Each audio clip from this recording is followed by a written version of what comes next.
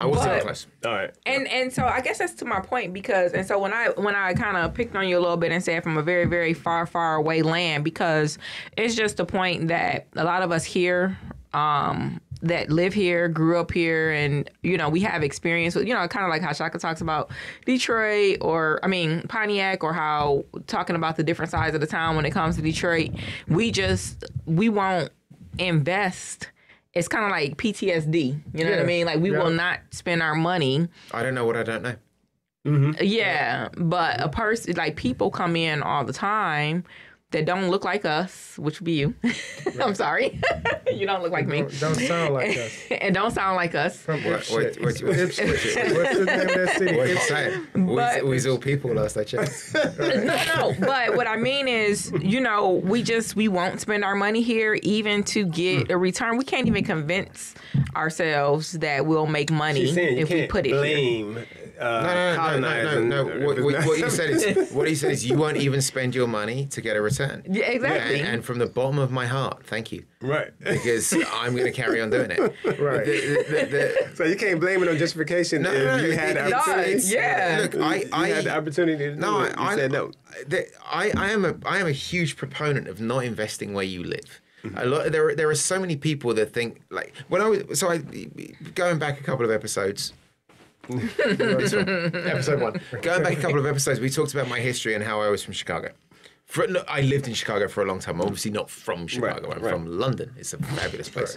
Love Actually, great Christmas film. Go watch it. December. Yay. What is it called? Love Actually. Okay. Oh my God. Seriously? Okay. Yeah. That's a whole other conversation. Okay. Greatest film that ever came out of England. Did we just promote a movie here on this? Should we be getting paid for that? Yes. Okay. No, it's 20 years old. Everybody should know about it. And if you don't... You ever heard of it? Yeah, you got to watch that and Christmas Story. Christmas Story is all time. Yeah. Ralphie? Ralphie? Yeah. All right. Enough about movies. Back to me. Can we get the focus on me here, please? Yeah. Okay. So I'm a big proponent of not investing where you live. Like where I live right now, there's nothing that I can buy that will present me anything that vaguely resembles anything I want in my buy box in terms of cash flow, in terms of appreciation, in terms of my ability to be able to buy it at 60%, in terms of my ability to be able to fix it up and grow it, any of that. I can't do it. So I have to look at other markets, right?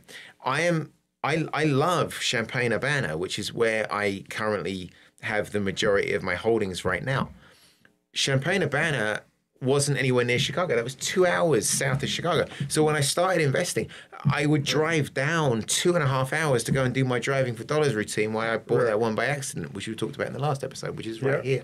Where's the camera? We got to make sure we get these episodes up here. So, right here. So I don't look at what I look at where my potential return is, and I do to some degree look at the class of the neighborhood. Is it A, B, C? What's going on in the town? What's happening? But when I look at that all part of your buy box? The class? The analytics of it falls outside the buy box because what I analyze it as goes into the buy box, and that's where I make my decision. Okay. So the analytics of what's going on creates the thing that goes into the buy box. Exactly. Does that make sense? Right. Yep. But I got a question. Oh, we got to get him to roast bits now. So no, we can. I want to ask him about that. No, we can do that. But realistically, if I'm getting a return somewhere and I can see potentially, and again, it's speculative, that might move forwards. And I also see other people that I know, like, and trust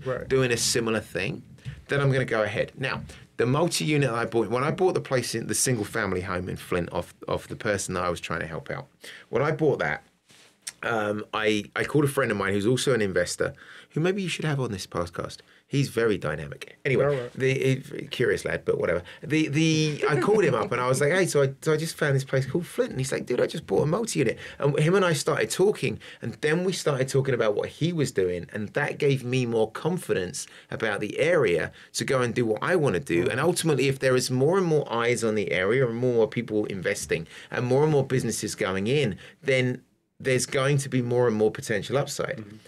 My whole thing is long-term gains.